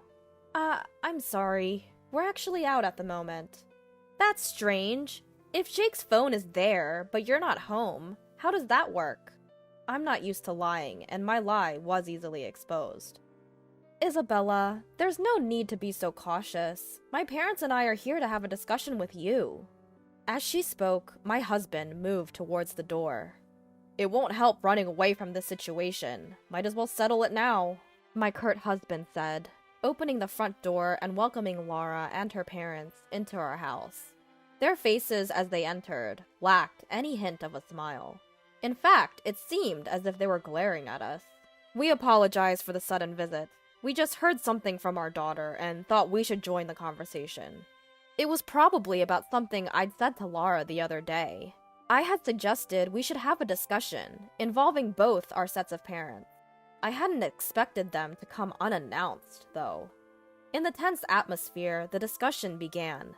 We explained that Jake had asked Laura to manage their money, but due to her excessive frugality, he had suffered health issues and had not been provided with adequate meals. We also told them that he was currently under medical treatment. However, it seemed that Laura and her parents were convinced by this fact. "That's all about Jake's situation. Is there anything you'd like to say?" Laura's mother chimed in. "But wasn't Jake the one who asked Laura to manage the money? Doesn't he bear some responsibility then?" "Of course, you're right. If Jake had managed it himself, we wouldn't have this issue. But don't you think surviving on instant noodles for all meals is a bit much?" "That's none of our business. Maybe it couldn't be helped in order to save money." "Is that true, Laura?" "Yes, it is. I never waste money, but Jake often buys a lot of unnecessary things." "What? I didn't buy anything. Stop lying, Jake." She laughed. "What? So it was a lie. Just like he tried to pretend he wasn't home today. Like father, like son, I guess." "What?" Before we knew it, instead of a discussion, it had turned into a situation where Jake and I were being cornered. Every time Jake and I tried to argue, Laura and her parents would shut us down with another point. It seemed our opinions were not being heard, only their one-sided claims continued. Just then, my usually quiet husband, who had been silent until now, slammed the table. At the sound and his sudden action, everyone jumped in surprise. "Can I say something?" "Laura, are you and your parents trying to say that it's all Jake's fault?" "I'm not saying that. I just think that if they are a couple, then they should lay everything out on the table and have a good, honest discussion. Then they might be able to get along again." "Lay everything out. I see. I understand. You might be right." "What?" "I'll talk to Jake again here. So, would you be willing to set up another discussion on a different day? I think everything will be clear by then." "It seems you're a reasonable man, sir. All right. I apologize for my previous rudeness. How about 2 weeks from today for the next meeting? I don't think it's good to leave it too long." "Sounds good. That will be sufficient." And so it was decided that the meeting would take place at a later date, as my husband had suggested. After the three of them had left, I turned on my husband furiously. Why would you say such a thing? It's as if you're admitting that Jake is in the wrong. Calm down. I didn't think Jake was at fault, nor did I particularly want to smooth things over. Then why? Don't you find it strange? Why go to such lengths to make up with Jake? Huh? She brought her parents with their complaints, all with the aim of reconciliation. In a situation like this, I wouldn't even consider reconciliation. He had a point. If they cared about their daughter, they would either discuss divorce or approach the situation more calmly. Perhaps there was another objective. As I pieced together the situation, I realized one thing. What makes Jake so essential to Laura and her parents? The first thing that came to mind was money. From what Jake had shared, he had a pretty decent salary. However, he couldn't go against Laura, so he wasn't able to get allowances or such. In that case, Laura and her parents might be depending on Jake's money. But recently, he had switched to disability benefits and had a separate account for his salary. If that's the case, they must be in trouble. Perhaps they made contact because they wanted Jake to come home quickly and secure his salary. After discussing with my husband, we reached that conclusion and immediately told Jake. Jake, if this continues, you'll be drained by that family. I think it's better to make a decision before that happens. I'm sorry, but this is something only you can decide. So think it over carefully. I understand. It was a hard decision, but Jake also had to move forward. Making decisions for oneself is crucial. About a week later, Jake came to a conclusion. Mom, Dad, I'm getting a divorce. My husband and I embraced Jake, honoring his decision and the courage it took. It wasn't an easy thing to do. He must have thought about various things. Whether this is the right decision or not, we don't know. But we will understand as we continue to live. At least, I thought it was a good decision. Then, we started helping Jake prepare for the divorce. We had to push the meeting back a little because it didn't seem like we would make it in 2 weeks. So, we told Laura's family. They made some snide remarks, but knowing that this relationship would soon be over made it bearable. Once everything was ready, we sat and waited for their call. Then, Laura and her father came to our house right away. What's this all about? I didn't hear anything about a divorce mediation. So, this is why you wanted to postpone the meeting. What a joke. Let me tell you, I'm not attending any of this mediation. My daughter will never get a divorce. Laura and her father were furious. It was a natural reaction since they thought there would be no divorce. But the wheels were already in motion. There was no stopping it now. Please, calm down, both of you. Our decision to divorce will not change. Please, leave now. You! Could you please stop? Besides, didn't you say you were going to lay everything out in the open? You're hiding something from us, aren't you? Like how you're taking Jake's money through your daughter. What are you talking about? Stop the poor excuses. We have all the information. It was a bit costly, but we had a detective investigate you. You quit your job last year, didn't you? You're living a pretty comfortable life, aren't you? Taking it easy with a job and living on Jake's money. You have your retirement savings, and there's no problem as long as you keep leeching off Jake. I'm sorry. Then my husband lost his temper. What good does apologizing do now? You've been using the money Jake earned through hard work for your leisure. There's no way I'd ever accept your apology. Laura, you too. If you wanted to help your father after he quit his job, why didn't you use your own money? Using someone else's money for that. Are you some kind of fraudster? Just get out. I don't want to breathe the same air as you for even a moment. Just get lost! With my husband's roar, Laura and her father quickly left. At that moment, it became clear that my husband was the angriest about this whole matter. And so, this incident came to a close. In the mediation that followed, we hired a lawyer and successfully got the divorce. Although not for the full amount, some repayment obligation was established, and Laura's family was ordered to pay. After the divorce was finalized, Laura and her father immediately started looking for full-time jobs. Due to his age, it seems like he is having a hard time finding work. Laura is balancing a day job and a night job, literally working without a break. Since then, Jake's condition has improved and he's returned to work. I was torn about how much I should help this time, but I now think it was good that I did. I want my child to be healthy after all. I don't know what the future holds, but I want Jake to know that he always has two allies. My husband constantly invites friends over every week and pushes me around even though I'm pregnant. His friends also act as if this is the norm. One day, my husband Nick handed me a sleeping bag and said, "You can sleep here." And I was ousted to the kitchen. I can't take it anymore. If you want to have a good time with your friends, I have my own ideas too. By the time they realize who's arrived, they'll be in for a shock. My name is Emma. My husband Nick is a former colleague from my company. We met at a toy company aimed at young children. He was always surrounded by friends, a sociable person with a wide circle of acquaintances. Being introverted, I admired Nick's sociability.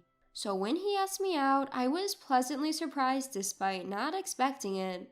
Once I started dating Nick, I realized that despite seeming flamboyant, he was actually frugal and responsible.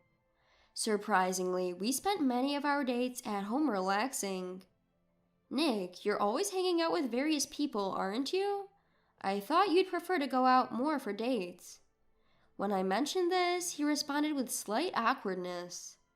"So you saw me like that? Actually, I don't really like to waste money. I usually just go along with eating out or drinking with others, but I really prefer relaxing at home." "I see. I myself prefer staying home, watching movies or cooking together, rather than going out." I was happy to see this unexpected side of him, a side he only showed to me. Gradually, I began to see him as a potential husband. He seemed to feel the same way, and a year into our relationship, Nick proposed to me. Even after getting married, Nick remained popular, often being invited to social gatherings by his colleagues. However, I was growing wary of him going out drinking every week. "Hey, I'd like to spend some weekends with you too." As I expressed my feelings, he responded while scratching his head. "Yeah, you're right. My bad. From now on, I'll just drink at home. That way, you won't be lonely, right? I want you to get along with my friends too." That's not exactly what I meant. Still, I couldn't say no to Nick. Since then, his friends and colleagues began to visit our home every weekend to drink.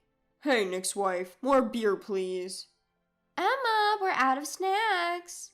Among his friends, there was a female contract worker named Sandy who didn't show any signs of helping out. I was run ragged by preparing drinks and snacks, never resting even over the weekend. Nick was completely oblivious to my state. "Guys, don't worry about catching the last train home tonight. Let's party till dawn." "Oh, that's what we were waiting for. You're the best, Nick." Not worrying about the last train? Could it be? As I thought, they partied late into the night and ended up staying over. And when they woke up late in the morning, they would demand as if it was a given. "Got anything to eat? Something easy on a hangover would be good," he said. So my weekend ended without any rest. But if I complained about the situation, Nick would surely just go out to drink. When I was wondering what to do, I found out I was pregnant. When I announced my pregnancy, Nick was overjoyed. "Really? That's great. So, I'm finally going to be a dad. That's right. I have to report this to everyone right away." Without giving me a chance to stop him, Nick messaged them. "Emma, everyone is happy for us and they want to celebrate. They're coming over this weekend." True to his words, his friends flocked to our house over the weekend and started partying harder than ever. They're here to celebrate, so I guess it can't be helped. Initially, I thought so and accepted it, but I was completely tired of them who kept showing up week after week. Hey Nick, I'm happy they want to celebrate, but I'm having morning sickness and it's hard, so I want you to stop inviting people over. When I complained to Nick, he responded with dissatisfaction. What are you talking about? Wasn't it you, Emma, who said, I'm lonely, I want to drink at home? I told you not to go out drinking. I never said I wanted you to drink at home. But I can't just leave you alone at home and go out drinking while you're pregnant. What if something happens while I'm gone? Could it be that he's worried about me and drinking at home for my sake? When I thought about that, I found it hard to be too forceful. But every week is a bit too much. All right. But right now, everyone is just trying to celebrate our baby. We can't just ignore their feelings, right? Having been told that, I had no choice but to concede. I understand, but I'm having morning sickness, so I don't think I can prepare much food or snacks. I don't want to carry heavy stuff either, so will you handle the drinks, Nick? Of course. Just do what you can, Emma. Relieved by his words, I got through another weekend. Today again, their friends came to their house like they're used to. Hey ma'am, I brought beer. I'll put it here. Please keep it cool. Okay. And also, these are ingredients for food. You don't have to cook anything fancy. It seemed Nick had told them something as the friends started bringing drinks and food one after another. But they only brought things. The actual task of fetching drinks from the refrigerator or making snacks was still left to me. Hey, Nick's wife, can you bring us the beer from the fridge? Emma, we need more snacks, please. In the end, I had to do the cooking. I knew that talking to Nick would be pointless. So I gently told them, actually, I've been having really bad morning sickness lately, and that's why I've taken a leave of absence from work, so... I was about to say that I wanted them to refrain from coming to our house in the future. But, laughing, the friends responded to my words. Exactly! I heard about it at work. Emma, you're on leave, right? Then you have to work for Nick at least on weekends. Right, pregnancy isn't a sickness, so it's better if you move around a bit. Misunderstanding something, my feelings didn't get through at all, and the friends started to take advantage of me even more. I had thought they wouldn't stay the night, but deep into the night, Nick and his colleagues didn't slow down their drinking. As I expected, they continued to drink past the subway time, got completely drunk, and were no longer in a state to return home. I was too tired to get angry anymore. When I tried to talk to Nick and then retired to the bedroom, Sandy, a contract employee, was already sleeping in our bed. I urgently appealed to him. Nick, Sandy's sleeping in our bed. Oh, she got pretty wasted, so I carried her to the bed. I can't believe it. I want to rest too. Yeah, that makes sense. Just wait a bit. I thought he was going to wake Sandy up and get her off the bed, but instead Nick came back with a sleeping bag. You should sleep here for tonight. Saying that, Nick started setting up the sleeping bag in the corner of the kitchen. Whoa, wait a second. You're telling me I'm sleeping here? And in a sleeping bag? Well, we're still drinking in the living room, so this is the only place, right? I'm glad I bought this camping sleeping bag, haha. Called by his friends, Nick returned to the living room with more drinks in his hands. With no choice, I spent the night in an uncomfortable sleeping bag. The next morning, I was awakened by a knock from Sandy. Hey, Emma, how long are you going to sleep? It's already 11 a.m., you know. Sorry, I had trouble falling asleep last night. After a night in an unfamiliar sleeping bag and on the hard kitchen floor, I managed to fall asleep only when dawn broke. I only managed to doze off, and I'm not feeling refreshed at all. Regardless, Sandy continued. Hey, I'm hungry. Don't we have anything for breakfast? Oh, thanks to someone's oversleeping, it's more like brunch now, haha. Wake me up when it's ready, okay? She said, and then went back to our bedroom. With a fuzzy head, I went to the living room where Nick and his friends were passed out drunk. The table was littered with the remnants of their food and drinks. It seems I'm the one who'll have to clean up this mess. As I was making a soup grudgingly, the smell attracted Nick and his friends. Oh, soup, huh? Nice. Sandy also came to the living room and started stuffing herself with rice, soup, and omelet. His friends too seemed to have become quite cheerful. Yesterday was so fun, man. I don't feel like going home today either. I get that. It's a long weekend after all. Let's have a second celebration. Instead of refusing, Nick said, Thanks for doing this for us. He even expressed his gratitude. It looks like it's up to me to be the one to say no. Well, everyone, I've understood your feelings well enough, so it's not necessary for you to celebrate so many times. The room fell silent for a moment at my stern words. Sensing this, Nick quickly addressed everyone. That's right, let's invite others today. They said they were busy and couldn't come yesterday, right? At his words, the friends quickly got their spirits back. Nick, that's a brilliant idea. They were also wanting to celebrate again. Noticing my dissatisfaction, Nick addressed me sternly. Emma, what's with that attitude since a while ago? It's rude to everyone, isn't it? I thought you'd be anxious being alone as a pregnant woman, so I'm holding back from going out drinking. They're all caring for me who can't go out drinking, and have taken the trouble to come to our house, you know? The friends also agreed with Nick's opinion. Holding back from drinking for the sake of his wife, Nick really cares about his wife, but it will suffocate if you keep holding back too much. We have to take a breather like this about once a week. We're always ready to accompany you. That's right. There are not many good husbands like Nick. We'll come every week if necessary. Thanks for covering for my wife's selfishness, everyone. Encouraged by everyone, Nick didn't seem entirely displeased. Everyone's covering for my selfishness? Is this kind of drinking party going to continue every week from now on? That's ridiculous. Finally, I snapped at Nick's words. Got it. Then can I invite someone too?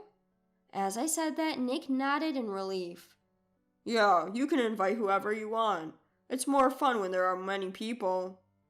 Hearing that, I immediately made a phone call to a certain place. In the afternoon, another friend of Nick's arrived.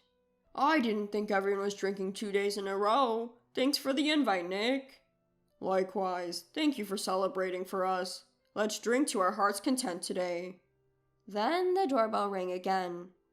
Oh, looks like the person Emma invited is here too. Should I get the door? Opening the front door, Nick was taken aback. But boss, why are you here? I hurriedly headed to the entrance to welcome the visitor. Uncle, I've been waiting for you. Uncle? Indeed, the man I called to our home on the phone was the head of our department at the company. To the surprised Nick and his friends, I explained the situation. This man is an old friend of my father. He has loved me as his own daughter since the day I was born. But Emma, you never mentioned this before. Nick interjected, sweating nervously. He didn't show any signs of this at the wedding or at the company, even as head of the department. Well, if the other employees heard that the boss was doting on me, they would find it hard to work, wouldn't they? At my words, the boss added, I have also been sternly told by Emma not to be overly familiar in public. I've never been able to outsmart her. As a man without children of my own, Emma is like a precious daughter to me. The boss, suddenly serious, turned to Nick and said this. This precious Emma has come to me for help when she's in trouble. That's why I came here. What seems to be the issue? What? We haven't done anything to trouble Emma, right, guys? As Nick said this, everyone else hastily nodded in agreement. Immediately, I addressed them. Right, making a pregnant woman like me prepare late-night snacks and breakfast, making me sleep in a sleeping bag. You don't think anything of it, do you, Nick? Upon hearing my words, the boss was furious. Nick, are you treating Emma this way? It's just that everyone said they wanted to celebrate our pregnancy, so I couldn't refuse. Suddenly being blamed, the friends hastily started to explain. No, sir. We only accepted Nick's request because he said he couldn't go out drinking due to his wife.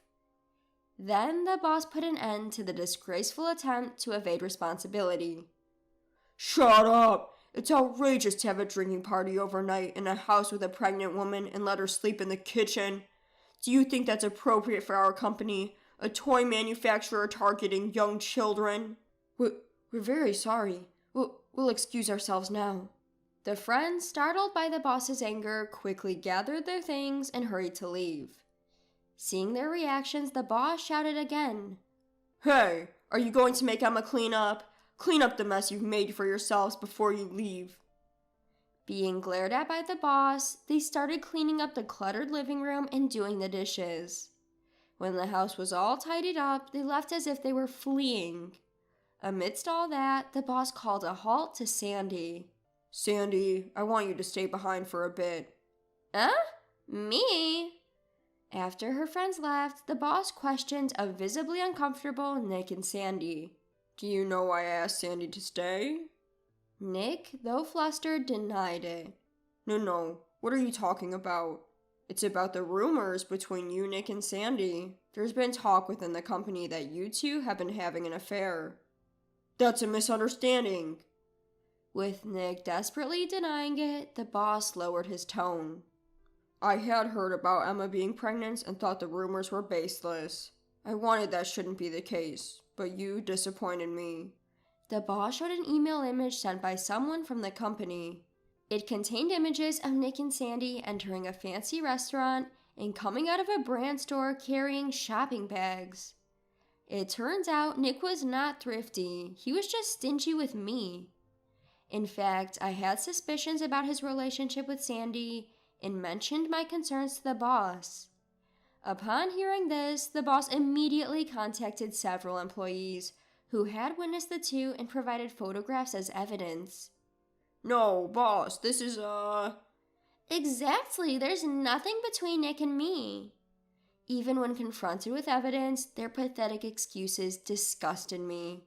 I hesitated at the thought of our baby growing up without a father, but if the father is someone who can casually invite his affair partner into our home, it's better if he isn't around. I told Nick on the spot that I wanted a divorce. I've had enough of your selfish excuses. Nick and I are getting a divorce. You two can do whatever you want. What about our baby in your belly? You who let our child sleep in a sleeping bag on the kitchen floor, worried about our child? What are you saying now? But... There's no but. You who cheated don't get a say. My conditions are asset division and child support. How much is it going to be? Who knows? You've done enough to deserve it, haven't you? Emma, reconsider. Shut up. I'm done being patient. Go have your parties with your friends for the rest of your life, you man-child. After that, the house became mine through property division. I made him agree to pay child support as well. The boss was present for all the discussions, so Nick reluctantly agreed to my terms. After the divorce, Nick left the house and moved in with Sandy. Rumors of them living together quickly spread within the company, and their affair became public knowledge. Because their bad reputation also negatively affected the clients, it seems Sandy was fired and Nick was demoted. As the reason for the contract termination reached the temp agency, Sandy was unable to find a new placement. Nick also suffered a major salary cut due to his demotion. Sandy, now jobless, and Nick, who stretched thin by monthly child support payments, they have no wiggle room in their lives and are now forced to live a very frugal life. They are always fighting about money, and though they both want to break up, they are forced to stick together because neither of them has the funds to live alone. On the other hand, with the support of my family and the boss, I was able to give birth safely. Afterwards, the boss introduced me to a man, leading to a remarriage. As I created a new family, I've never been happier.